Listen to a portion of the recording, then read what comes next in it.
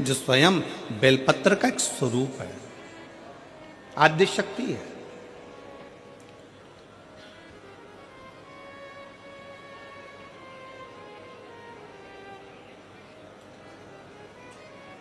भगवान शंकर को अगर दिया लगा रहे हो तो दीपक जला रहे हो, दिया लगा रहे हो तो ये ना सोचिए कि हम भगवान शंकर को दीप लगा रहे हैं। उसको तुम्हारे दीप की जरूरत नहीं है, उसके मस्तक पर चंदा विराजमान है।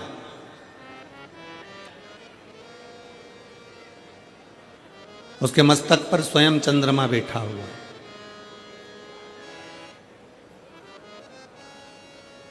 भगवान शंकर को तुमसे कुछ भी नहीं चाहिए, कुछ भी नहीं। आप अगर विचार करो कि मैं शंकर जी को जल चढ़ा रही हूं, शंकर जी को जल की जरूरत है नहीं है। जो जल आप शंकर भगवान को चढ़ा रहे हो, शिव को तुम्हारे जल की जरूरत नहीं है। शंकर जी को जो जल चढ़ा रहे हो वो जल की जरूरत तुमको है।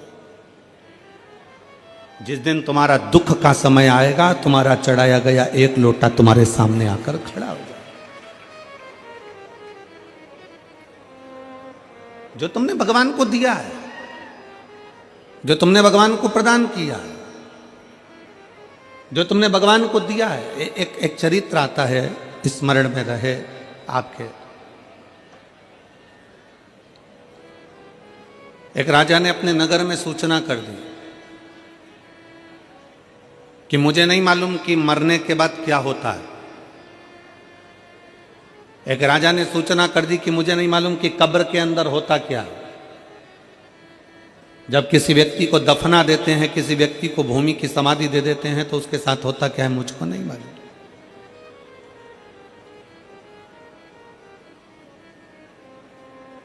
राजा ने सूचना दी,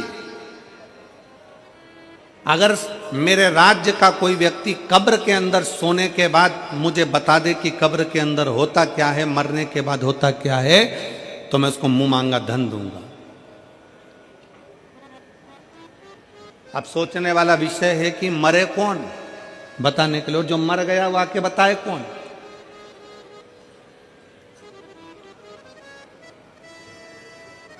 कोई हमसे पूछे कि गुरुजी तुमने कहीं स्वर्ग देखा है, तुमने कहीं नरक देखा है, तो शिव महापुराण की कथा कहती है कि जो चले जाता है वो आकर बताता नहीं है कि वो स्वर्ग में है कि नरक में है। पर इतना जरूर है कि अगर आप शिव महापुराण की कथा के अंदर बैठे हो, आप शंकर को एक लोटा जल चढ़ा रहे हो, आप पंचाक्षर मंत्र नमः शिवाय कर रहे हो, आप षडाक्षर मंत्र ओम नमः शिवाय कर रहे हो, आप राम नाम कृष्ण नाम शिव नाम जप रहे हो, श्री शिवाय नमस्तुभ्यम बोल रहे हो, आप देवी की आराधना कर रहे हो, आप शंकर की आराधना कर रहे हो, आप भूखे को भोजन करा रहे हो, आप प्यासे को पानी पिला रहे हो, किसी की शिक्षा की व्यवस्था कर रहे हो, किसी की औषधि की व्यवस्था कर रहे हो, तो समझ लेना कि आप स्वर्ग में निवास कर रहे हो, आप नरक में नहीं रह रहे। ये पृथ्वी ही स्वर्ग है, ये भूमंडल ही स्वर्ग है।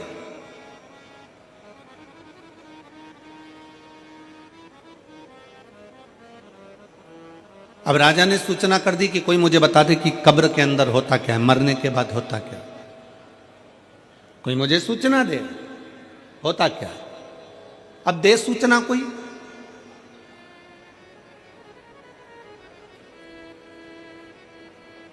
एक सिर फिरा था,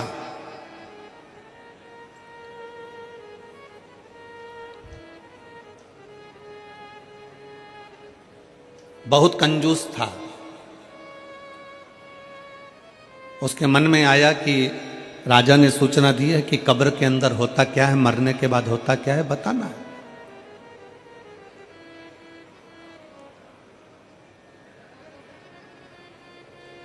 और मुंह मांगा इनाम दिया जाएगा, मुंह मांगा धन दिया जाएगा।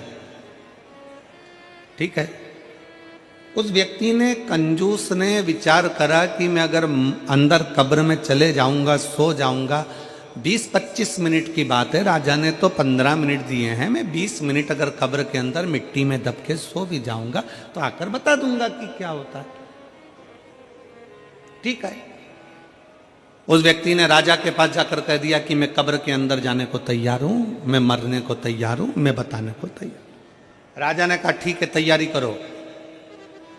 कब्र खोदी गई, उस व्यक्ति को लेकर आ रहे थे, पीछे उसके एक भिखारी पड़ गया। भैया थोड़ा सा दान दे दो ना, भैया तुम मरने जा रहे हो, तुम कब्र में सोने जा रहे हो। ए भैया थोड़ा सा दान दे दो ना। भिखारी कहे भैया भिक्षा दे दो ना, भैया मेरे कटोरे में कुछ डाल दो ना, भैया कुछ दे दो ना। अब वो भिखारी तो सोच रहा था कि मैं वापिस आऊंगा और सोने ही सोने की रकम मिलेगी बस। अब ये भिखारी और वो कंजूस अलग, इसको क्या दूं? सामने पड़ा था कचरा, पत्तियों के थोड़े थोड़े जो सूखी पत्तियां पड़ी थी वो पत्तियां उसने उठाई और उसके कटोरे में डाल दी भिखारी के। ले ये ले तेरे कटोरे में मैंने दे दिया दान, बस यहां से जा, चल जा यहां से।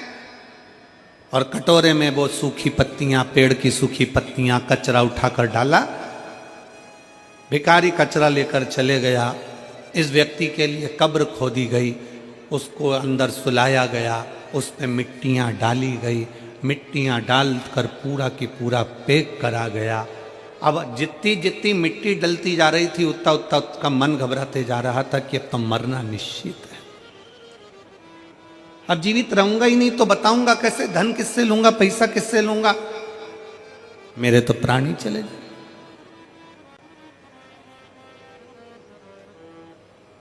कोई बात नहीं, बस्तों में जाऊंगा ये पक्का। 8 से 10 मिनट निकल गए, एक सांप उस कब्र के अंदर घुसने लगा। उसने मन में विचार करा कि अभी तो मैं बच भी जाता, पर अब तो पूरा ही मरा। सांप कब्र के अंदर आ रहा था और ये घबरा रहा था। इतने में इसने क्या देखा कि उस सांप को पेड़ के सूखे पत्तों ने रोक दिया। इसने देखा उस सांप को कचरे ने रोक दिया। पेड़ के सूखे पत्तों ने, कचरों ने उस सांप को रोका। सांप अंदर आने का प्रयास करता रहा, सूखे पत्ते उसको रोकते रहे, कचरा उसको रोकता रहा, सांप अंदर नहीं आया। आखिरी में पलट कर चले गया। 20 मिनट पूरे होने के बाद इसको कब्र से निकाला, राजा के दरवाजे में लाकर खड़ा करा। राजा ने पूछा, बताओ कब्र में होता क्या है? उसने अपनी वाणी में कहा, महाराज होता बस वही है कि जीते जी जिंदगी में आप जो दान करते हो वो मरने पर भी आपके सामने आकर खड़ा हो जाता है। जीते जी आपने जो भजन किया, जीते जी आपने जो कीर्तन किया, जीते जी आपने जो मंत्र जाप करा, जीते जी आपने जो नाम जाप करा, जीते जी आप शंकर की कथा सुन रहे हो, जीते जी आप एक लोटा जल चढ़ा रहे हो, फिर निवेदन है, शंकर को तुम्हारे एक लोटा जल की जरूरत नहीं है, शंकर को तुम्हारी बेलपत्र की जरूरत नहीं है, शंकर को तुम्हारे दीपक की जरूरत नहीं है। शंकर कहते हैं कि ये सब कुछ तुमने जल चढ़ाया तुम्हारे लिए, तुमने बेलपत्र चढ़ाई तुम्हारे लिए, तुमने दीप लगाया तुम्हारे लिए, ये सब कुछ तुम्हारा। लक्ष्मी जी का विवाह नारायण के साथ हुआ। इतनी देर में रत्नाकर नंदनी आ गई, माला बनाकर, माला लेकर, पुष्प लेकर। स्वामी भगवान विष्णु को देखा तो भगवान विष्णु के पास में तो लक्ष्मी खड़ी थी।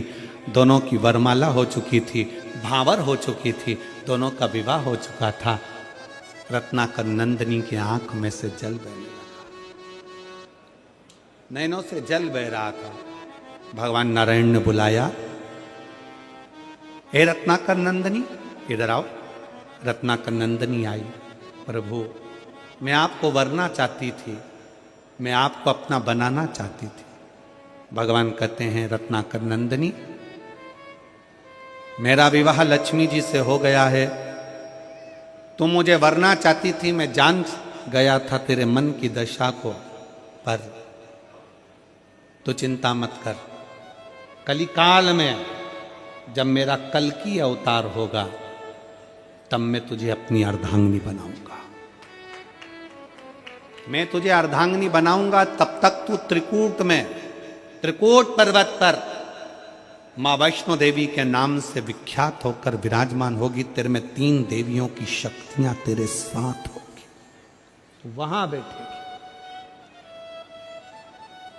राम अवतार में मैं स्वयं तुझे दर्शन देने के लिए आऊंगा। जब जब मृत्यु लोक पर आऊंगा तब तब तुझे मैं दर्शन दूंगा। रत्नाकर नंदनी तुम जा सकते, रत्नाकर नंदिनी ने भगवान नारायण से कहा कि तुम्हारा विवाह हुआ है, शादी में अगर कोई आता है तो उसको विदाई दी जाती है।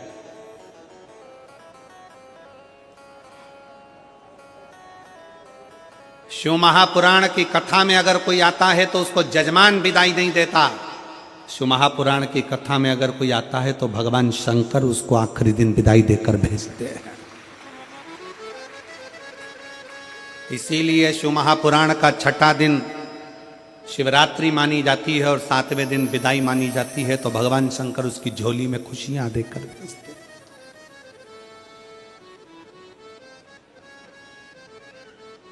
श्रेष्ठता।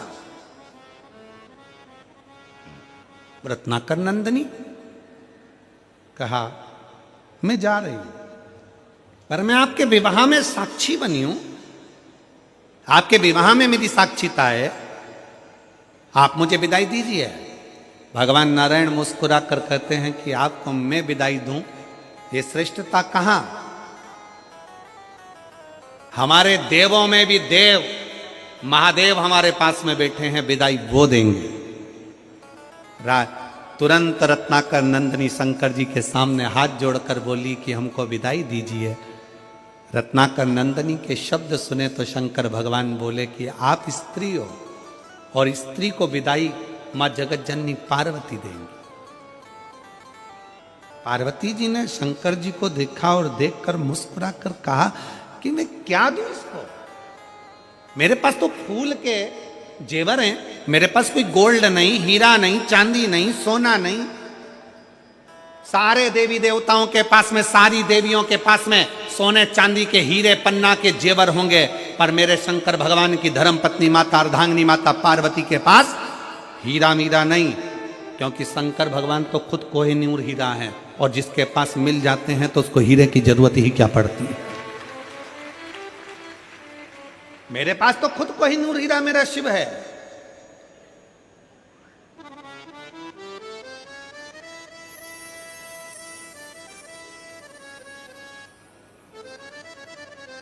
इसीलिए वो कहते हैं ना,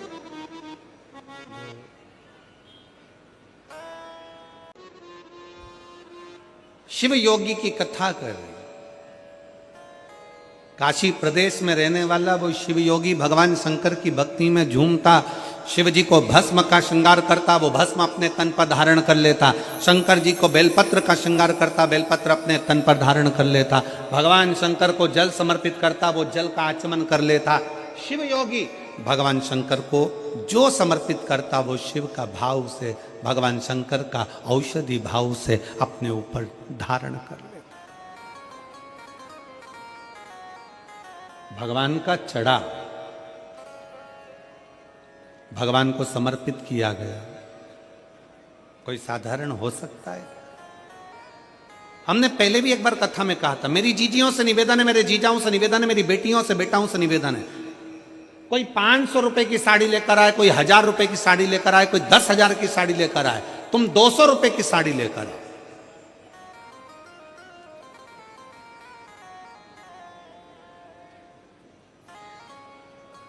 और किसी को मत बोलना कि ये साड़ी 200 रुपए की है,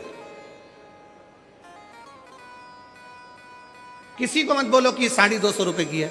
वो साड़ी को तुम लाए, सबसे पहले उस साड़ी को उतार कर, उस साड़ी को उस पन्नी में से निकाल कर, उस पॉलिथीन में से निकाल कर, उस साड़ी को बैग में से निकाल कर सबसे पहले माता पार्वती जी को, जो घर में तुम्हारे देवी हो, कुल देवी हो, कुल देवता हो, शंकर जी का शिवलिंग हो, गणेश जी की मूर्ति हो, ठाकुर जी हो, लड्डू गोपाल हो, जो तुम्हारे घर में, उनको अपनी वो साड़ी लाकर एक बार उन पे चढ़ा दो, उनको छुआ दो। जब वो साड़ी उनको चढ़ा दोगे और वापिस लोगे तो वो क्या बन जाएगा? भगवान का प्रसाद। अब वो साड़ी नहीं रही, अब वो प्रसाद बन गई। चलो एक बात आपसे पूछें, भंडारे में गए हो कभी? अरे जम के तो बोलो जरा, आजकल छत्तीसगढ़ वाले कम बोलते हैं क्या? जम के तो बोलो जरा। भंडारे में गए हो, सब्जी खाई है, वो सब्जी तुम घर में बनाकर खाओगे तो वैसा स्वाद आएगा क्या? नहीं। भंडारे की पूड़ी में, भंडारे की सब्जी में, भंडारे के चावल में, भंडारे के दाल में। और हम तो जजमान जी से भी कहेंगे, कमल देवांगन जी से, देवांगन जी यहां भी कथा में भंडारा चला रहे हो तो एक निवेदन है, कभी आप भी 7 दिन में एक दिन उसका प्रसाद पाकर देखना, वो शंकर का अमृतमय प्रसाद होता है, वो भंडारा प्रसाद, उसका भाव बड़ा शुद्ध होता है। कभी मौका मिले तो एक आध बार गुरु नानक देव जी के गुरुद्वारे में लंगर में जाकर देखना, कभी मौका लग जाए एक बार गुरु नानक देव जी का कहीं गुरुद्वारा हो और उस गुरुद्वारा का लंगर का प्रसाद चख कर देखना, उस प्रसाद की महत्वता को जानोगे कि लंगर जो हम चखते हैं उसका क्या है। कभी मौका लग जाए किसी सदगुरु के दरवाजे पर जाकर उस प्रसाद को पाकर देखिए। कभी मौका लग जाए तो कुबेरेश्वर धाम पर आकर जो खिचड़ी बाबा की मिलती है उस खिचड़ी का प्रसाद पाकर देखिए। कभी मौका लग जाए तो किसी संत साधु गुरुजन तपस्वी जन साधक उपासक के यहाँ जाकर उस तप बल से पकी हुई इस प्रसाद को पाई, उसका स्वाद देखिए। साड़ी वही है, 200 रुपए की साड़ी है, किसी को मत बताओ कि 200 की है, बस उसको ले जाके भगवान को चढ़ा दो, प्रसाद बन जाए। अब वो प्रसाद बन गई तो वो कीमत वाली हो गई, वो प्रसाद बन गई तो उसमें स्वाद आ गया, वो प्रसाद बन गई तो भगवान का स्वाद हो गया, स्वाद।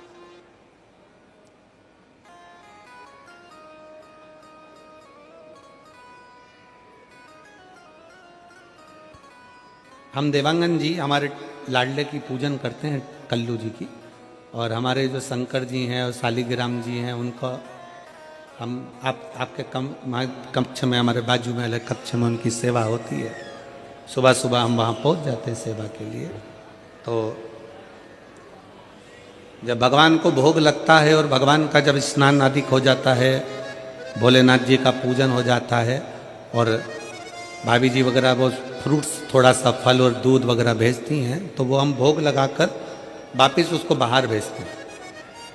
उसका थोड़ा सा प्रसाद आप पहले भगवान के पास ना आए उससे पहले उसको रख कर देखो और उसको खाकर देखो। और जो शंकर जी की हम पूजन करें तो बाबा की या किसी मंदिर में पूजन होती है, वो मंदिर का प्रसाद जब अंदर से बाहर आता है और उस प्रसाद को पाकर देखोगे तो उसका स्वाद अपने आप बढ़ जाता है, क्योंकि वो प्रसाद हो जाता है, वो प्रसाद।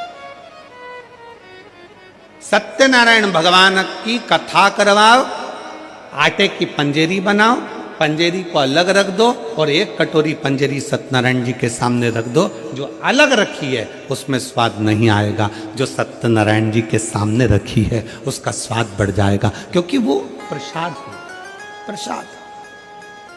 200 रुपए की एक प्रैक्टिकल जरूर करो। किसी और वाला महाराज झूठ तो नहीं बोल रहा, प्रैक्टिकल करते रहना चाहिए, प्रैक्टिकल बिल्कुल करो, प्रैक्टिकल जरूर करो। 200 रुपए की साड़ी लो, भगवान को चढ़ा दो, प्रसाद हो गई। फिर उसको पहनो, पहनकर बाहर शादी में, पार्टी में, तुम्हें जहां जाना हो वहां जाओ। आपको लोग पलट कर कहेंगे अच्छी दिख रही है, बहुत महंगी है, कीमत भगवान को चढ़ाने से हो गई है। अच्छी दिख रही है, बहुत महंगी है, बहुत महंगी।